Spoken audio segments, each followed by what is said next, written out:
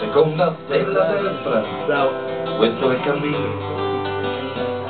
E poi dritto fino al mattino. Poi la strada la trovi da getta, porta all'isola che non c'è. Forse questo ti sembrerà strano, ma la ragione ti ha un po' preso la mano e ora sei quasi convinto che non può esistere un'isola che non c'è.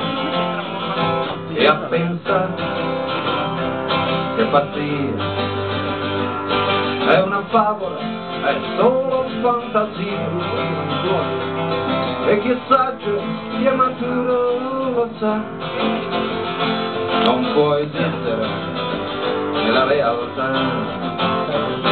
Sono d'accordo con voi, non esiste una terra dove non ci sono santi neri. E se non ci sono ladri, se non c'è mai la guerra, forse è proprio l'isola che